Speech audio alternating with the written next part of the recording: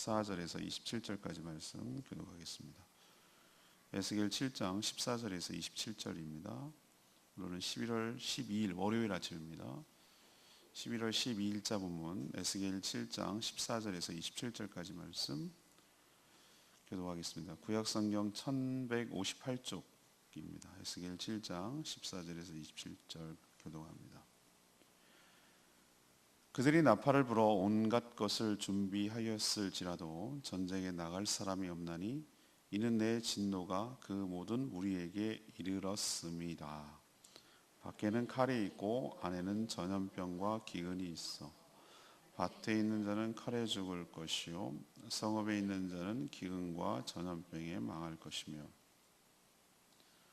도망하는 자는 산 위로 피하여 다 각기 자기 죄악 때문에 골짜기의 비둘기들처럼 슬피 울 것이며 모든 손은 피곤하고 모든 무릎은 물과 같이 약할 것이라.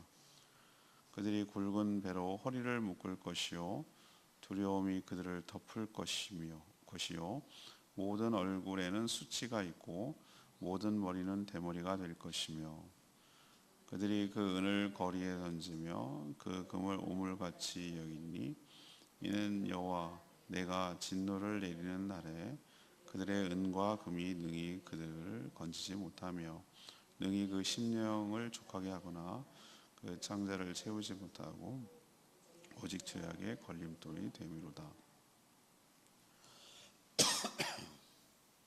그들이 그 화려한 장식으로 말미암아 교만을 품었고 또 그것으로 가증한 우상과 미운 물건을 만들었은즉 내가 그것을 그들에게 오물이 되게 하여 타국인의 손에 넘겨 노략하게 하며 세상 악인에게 넘겨 그들이 약탈하여 더럽히게 하고 내가 또 내 얼굴을 그들에게서 돌이키니 그들이 내 은밀한 처소를 더럽히고 포악한 자도 거기 들어와서 더럽히리라.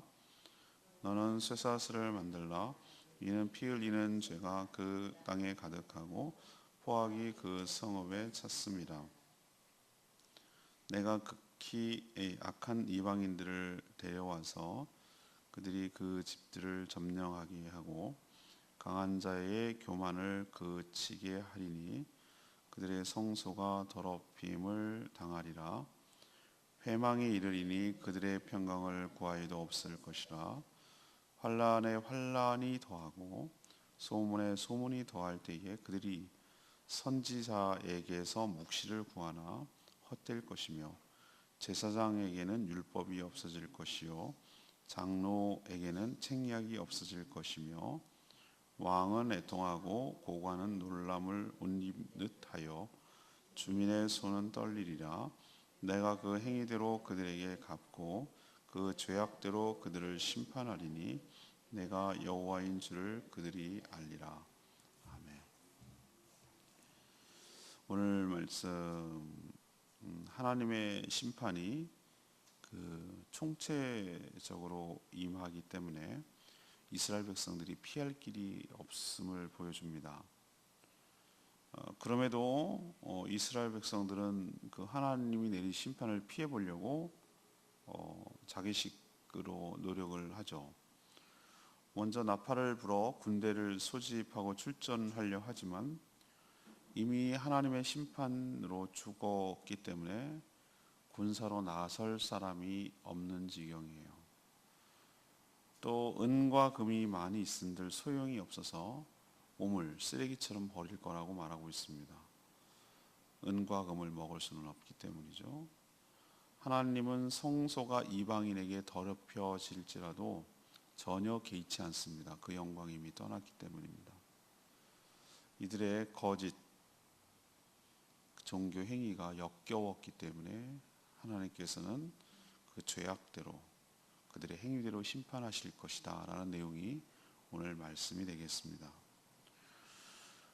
오늘 이 말씀을 통해서 우리에게 던지는 질문은 우리도 잘못 의지하는 것은 무엇입니까? 썩은 동아줄 잡고 있는 게 뭐냐 이거죠. 이스라엘 백성들이 하나님을 의지하지 않고 하나님을 심판을 내려서 대응해 가지고 살 길을 하고 있는데 이들이 평상시에 의지하고 살던 것들이에요. 인생에 위기가 닥치면 요걸 붙들고 살았던 거예요. 그러니까 이렇게 위기가 닥치면 이게 하나님으로부터 오는 위기인지도 모르고 그거 붙들고 어떻게 해결해 보려고 한 건데, 이게 바로 우리들의 모습이라는 거예요. 자, 첫 번째 14절에서 18절까지 말씀, 군대를 통한 무력을 의지했어요. 힘이죠, 힘. 지금 미국이 전 세계를 호령하는 이유는 무엇 때문이죠?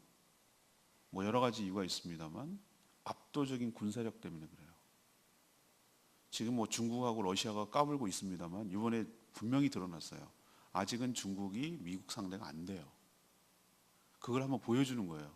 얘네들이 너무 까부는 것 같으니까 싹을 잘라주는 거예요. 미국에 있는 여러 가지 첨단 기술을 도둑질해가지고 유학생들 뭐 어떤 방법을 통해서 도둑질해가지고 다 베꼈단 말이죠. 그래서 이제 맞서 보려고 했는데 트럼프가 이 사람이 보통 사람이 아니거든요. 그러니까 철저하게 누르고 있는 거예요. 지금 힘으로.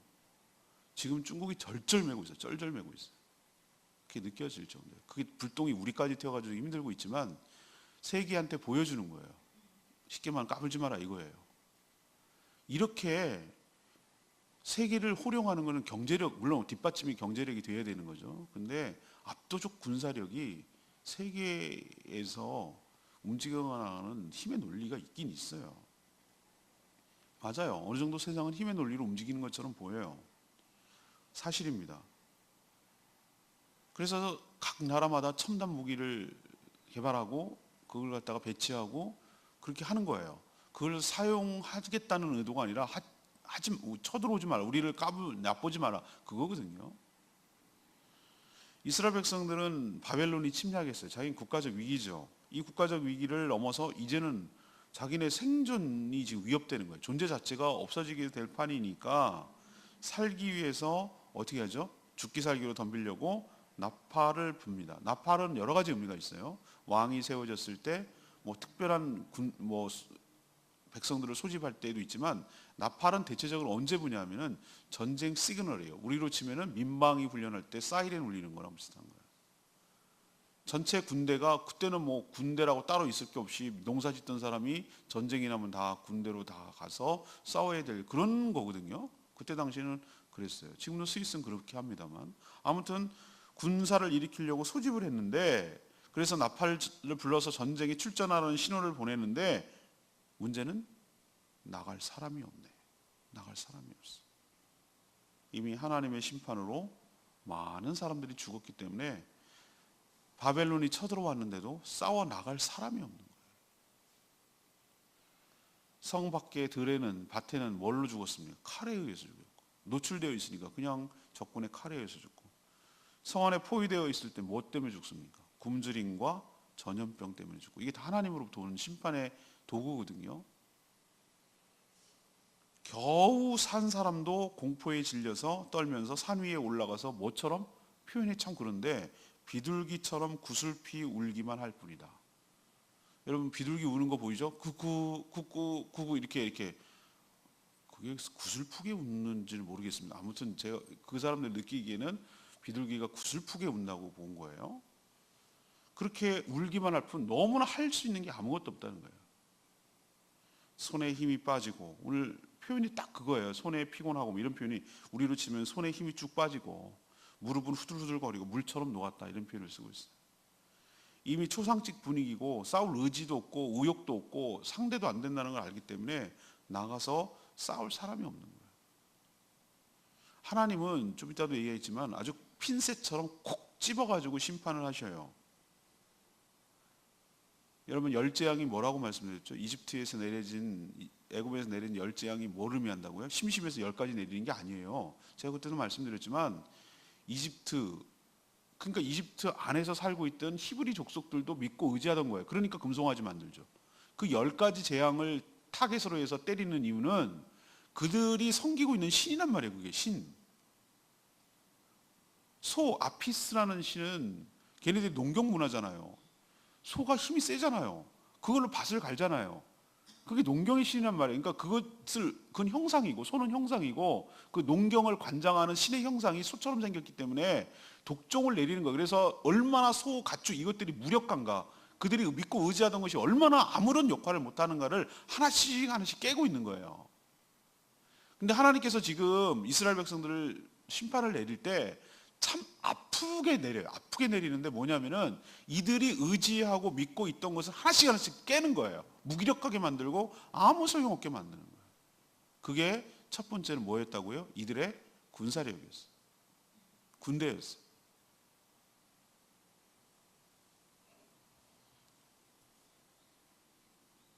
이들은 하나님이 아닌 군대를 의지했어요. 하나님 그것을 치셨고요.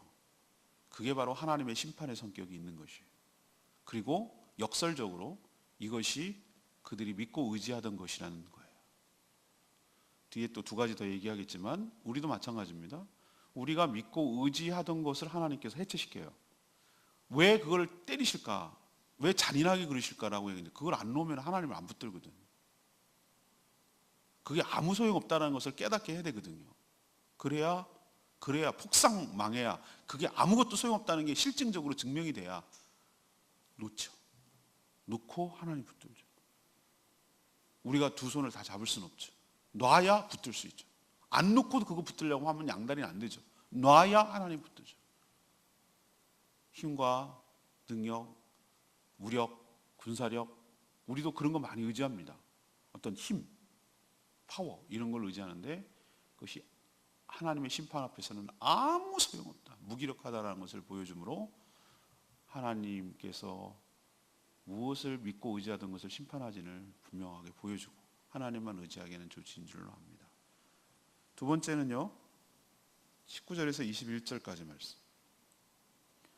우리 질문이 지금 뭡니까? 우리가 잘못 의지하고 살아가는 건 뭐냐 이거죠.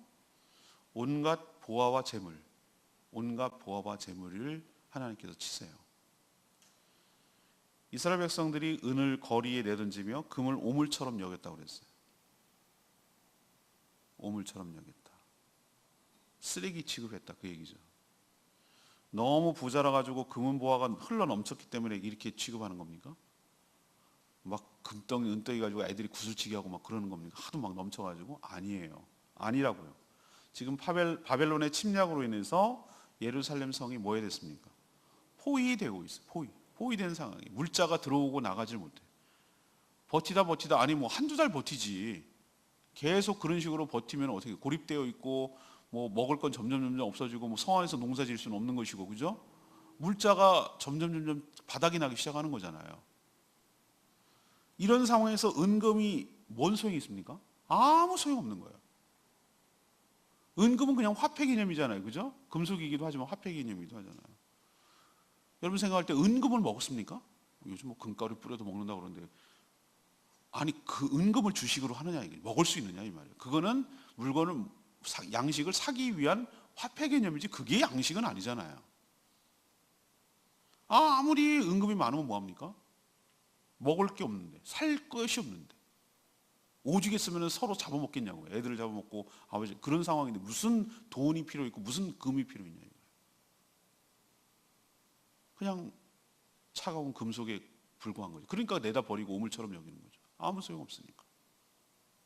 제가 아까도 말했지만 하나님은 아주 아프게 심판하신다 그랬어요. 아프게.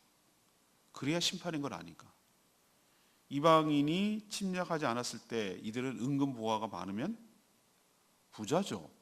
편하죠. 좋죠. 그래서 은금 보화를 갖고 싶죠. 그게 있어야 대우받고 사니까. 그래서 이것 가지고 하도 이제는 화폐가 넘어서서 화려하게 장식으로 사용했죠. 귀금속이니까 번쩍번쩍 하잖아요. 화려한 화려한 장식으로 꾸며서 마음이 날로 높아지는 거예요. 어머, 신상 나왔대. 그러면 또 아줌마들 몰려가가지고 이거 얼마? 그러면서 이거 나는 얼마? 이거 얼마? 그래갖고 막 서로 막 갖고, 이런 식으로 마음이 높아지는 거예요. 하나님을 배제하고 쾌락과 교만함의 허영심에 가득하게 되고, 또 온갖 보화를 가지고 하나님이 그렇게 싫어하는 우상을 만들어 가지고 섬기고, 또 우상을 섬기는 데 필요한 여러 가지 것들을 또 만들고, 뭐 이런 식으로 이렇게 하니까 하나님께서 탁 핀셋처럼 찍어 가지고 뭘 하는 거죠? 은금 보화가 아무 소용없게 만드는 거예요.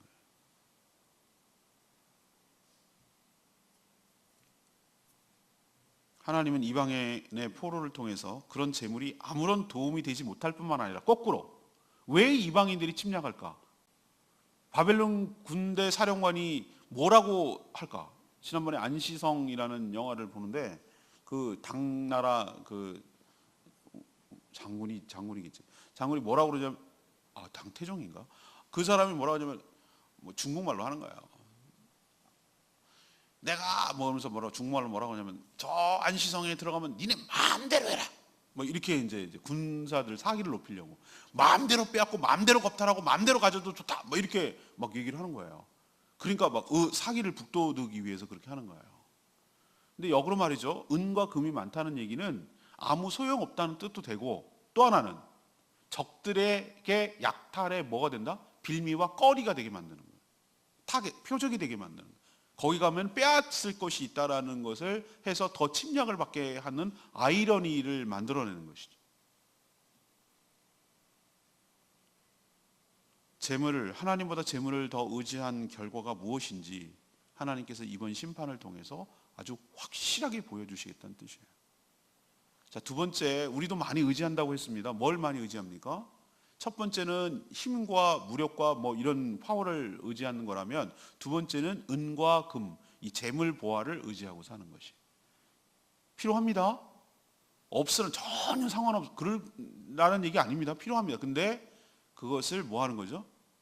하나님보다 더 의지하고 살아가는 것, 그것을 생명을 살리고 하나님을 섬기는 데 사용하는 것이 아니라 마음이 높아지고 허영하고 치장하고 장식하고 자기를 꾸미고 이런데 또는 우상 숭배하는데 우상 숭배에 필요한 모든 곳에 거기다 바치는데 이런 데 사용하니까 하나님께서 그 의지하던 것을 싹을 딱 잘라가지고 그것 때문에 처참하게 되므로 적들의 침략을 받는 꼴이 되게 하므로 그것이 얼마나 허망한가, 그것이 얼마나 잘못됐는가, 우리가 무엇을 잘못했는가를 뼈저리게 깨닫게 하겠다는 것이 하나님의 심판의 의도예요. 이 두 번째 의지하려면은 은금보화를 의지하면 안 된다는 것을 우리에게 보여주는 거예요. 세 번째는 22절에서 27절까지 말씀이에요. 이게 참 우리에게 뼈 아픈데 형식적인 신앙생활 이것을 하나님 치세요. 이스라엘 백성들은 삶으로는 하나님을 불신하고 살았어요. 이방인보다 더했어요. 그렇지만 겉으로는 뭘 유지하고 있었죠? 그냥 문화예요, 문화. 이들은 그냥 신앙생활이 하나의 문화였어요. 소위 종교생활을 하고 있었어요. 우리도 그런 거 많습니다.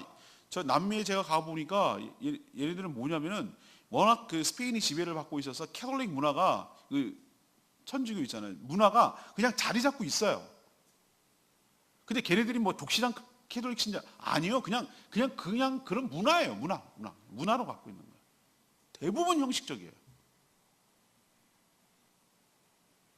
이들은 성전도 있고요. 제사장도 있어요. 하지만 마음에도 없는 신앙생활, 신용만 하고 살았어요. 이방인이 침략해오자 다급해졌어요. 그러자 이들이 막 하나님을 찾기 시작해요. 아쉬울 때. 그리고 자신들에게 성전이 있으니 설마 하나님께서 우리를 멸망시킬까? 뭐 이런 아니란 생각을 하면서 위안을 삼으려고 하는 것이죠. 이런 근거 없는 믿음을 갖고 있었어요. 하나님 오늘 뭐라고 얘기하신 줄 아십니까? 하나님의 성소가 자신의 은밀한 처소인 건 맞지만 이방인들이 들이닥쳐 약탈하고 더럽히는 것을 하라고 했어요. 허용해버렸어요. 아니 자신이 머물러 있는 성전, 자신을 섬기는 아무 소용없다는 거야. 하나님께서 아무 소용없게 만들다는 거야. 내가 그것 갖고 때문에 너네들을 심판하지 않고 전혀 개의치 않는다는 거야. 하나님께서는.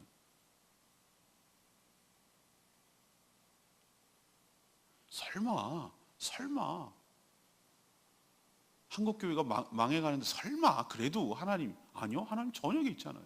유럽 망하는 거 보세요. 저는 한국교회가 이제 하락세로 들어가고 점점 소수만 남을 거라고 생각하는 사람 중에 하나거든요. 건물 질 필요 없어요. 건물 지면 다 넘어가요. 이제 통합해야 돼요. 작은 교회들 이제 살아남지 못해요. 점점 몇 개의 교회만 남을 거예요. 건강한 교회 몇 개의 교회만 남을 거라고 저는 추측을 해요. 진짜만 남는 거예요. 가짜 배기들 교회 덕 보고 살던 사람들은 이제는 끝났다고 저는 생각을 하는 거예요. 진짜 환난과 핍박 가운데도 버틸 수 있는 그런 진짜만 남을 거라고 저는 생각을 해요. 가면 갈수록. 설마 아니요. 하나님 껍데기밖에 안 남은 그거 하나도 개의치 않으세요. 하나님께서.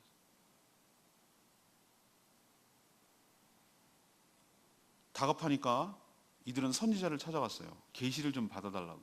하나님께서 무슨 뜻인지 좀 알아달라고. 묵시를 구했어요. 계시를. 소위 말해서 점괘가 나오는 건지를 물어봤다 이거예요. 근데 하나님께서 아무런 대답도 하지 않고 침묵하셨어요. 제사장들에게는 그렇게 중요한 율법, 자기들도 지키지 않는데 그 율법이 이 위기 상황에서는 아무런 소용이 없게 만들었어요. 장로들, 지도자들이거든요. 이 국가적 위기를 어떻게 타개할까 지혜와 책략이 없도록 만들었어요. 이렇게 속수무책으로 대책 없이 당하자 왕은 방법이 없으니까 애통하고 신하들도 놀라게만 할 뿐 아무것도 할 수가 없고, 백성들은 이런 상황이니 어디 의지할 바 없고 완전히 무너져 버리는, 멘붕이 오는 그런 상황에 처해 있다 이거죠. 하나님께서는 이들의 뭘 심판하시는가? 허울뿐인 신앙, 형식적인 신앙, 마음에도 없는 신앙, 그런 신앙을 정면으로 심판하시고 전혀 아끼지 않는 것을 우리에게 보여주고 있는 줄로 압니다. 제가 하나님의 심판은 참 아프게 다가온다고 말씀드렸죠.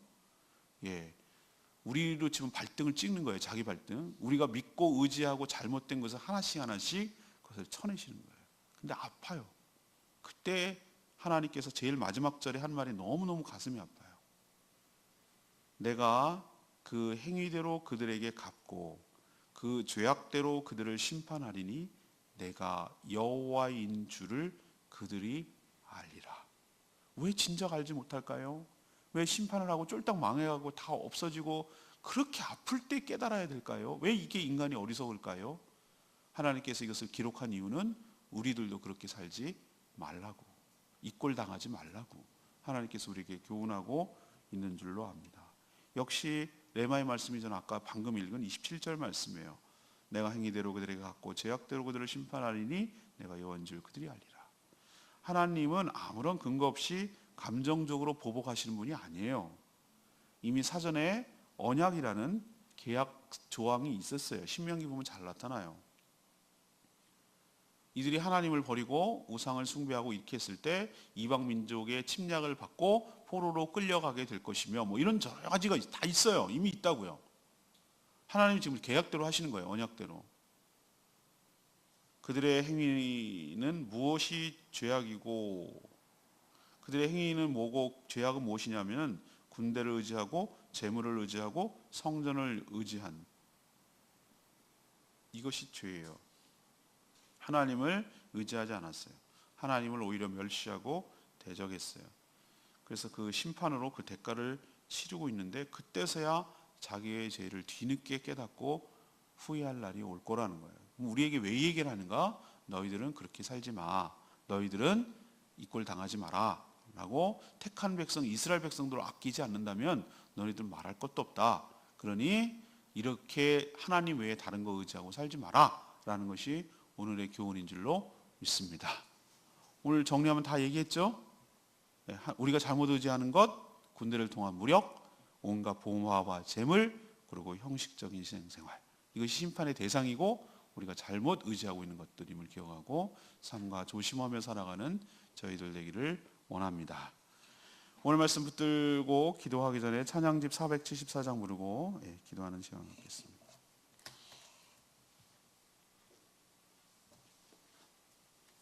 찬양집 474장. 나 무엇과도 주님을 바꾸지 않으리, 다른 어떤 은혜 구하지 않으리. 맞습니다. 하나님 외에 다른 것 그 무엇 구하지 않고 오직 주님만 바라보며 살기를 원합니다.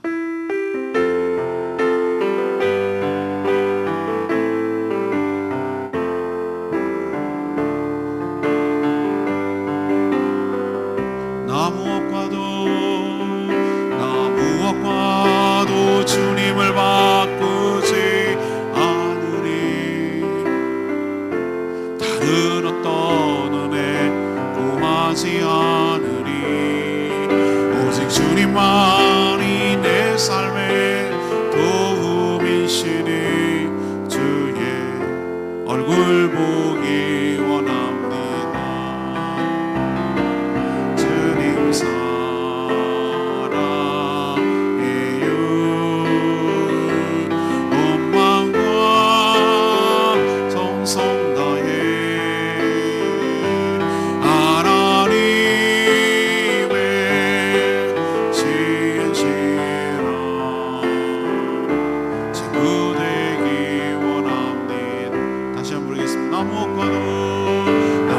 무엇과도 주님을 바꾸지 않으리. 다른 어떤 은혜 구하지 않으리. 오직 주님만이 내 삶의 도움이시니 주의 얼굴 보기 원합니다. 주님을 사랑해요.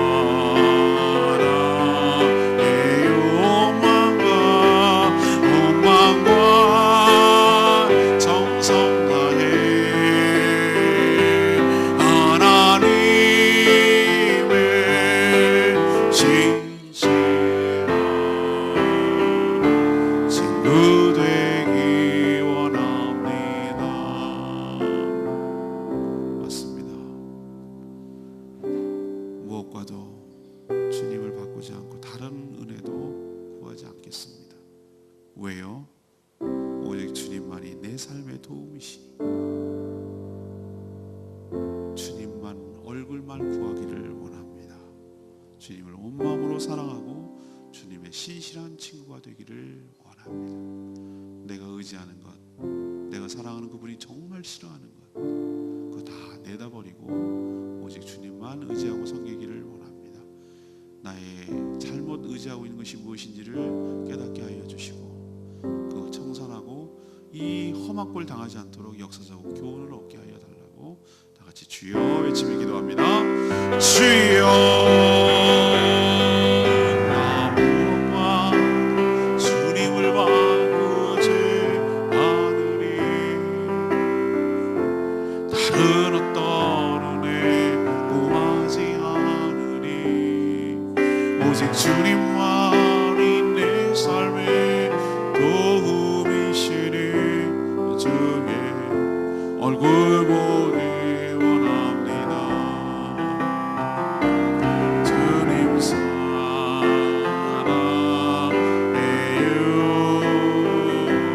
온 마음과 정성 다해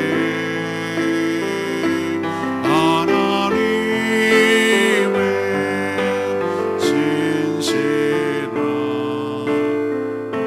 친구 되기 원합니다.